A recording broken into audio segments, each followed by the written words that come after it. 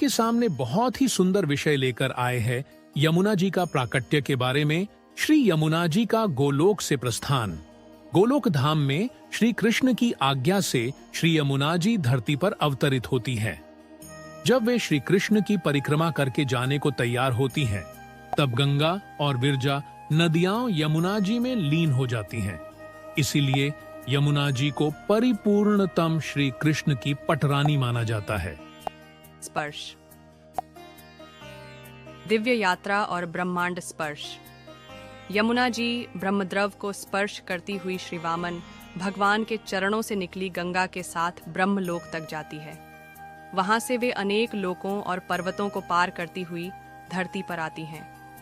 कलिंद पर्वत से प्रकट होकर कालिंदी बनी। जब यमुना जी गंगा से अलग होकर दक्षिण दिशा में गईं, तो वे कलिंद पर्वत के शिखर से प्रकट हुईं। इस कारण उन्हें कालिंदी कहा गया। वे कई देशों को पवित्र करती हुई खांडव वन, वर्तमान दिल्ली के पास पहुंची। श्री कृष्ण पाने की तपस्या।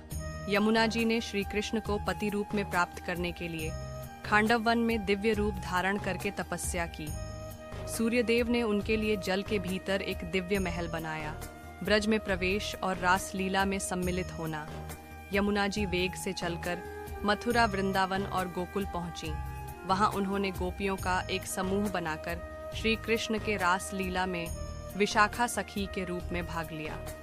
प्रयाग में संगम और समुद्र की यात्रा। ब्रजभूमि को प्रणाम कर वे प्रयाग पहुंची, जहां उनका संगम गंगा से हुआ। फिर वे क्षीर सागर की ओर चली। समुद्र पहुंचकर उन्होंने गंगा से कहा कि वे अब श्री हरि के लोक गोलोक में लौट रही हैं। गंगा और यमुना का भावुक संवाद। यमुना जी ने गंगा जी को प्रणाम करते हुए विदा ली। गंगा जी ने भी यमुना जी की महिमा स्वीकार करते हुए प्रेम पूर्वक विदा ली। गंगा पाताल चली गईं और यमुना जी गोलोक के लिए प्रस्थान कर गईं। पुनः गोलोक धाम में प्रवेश।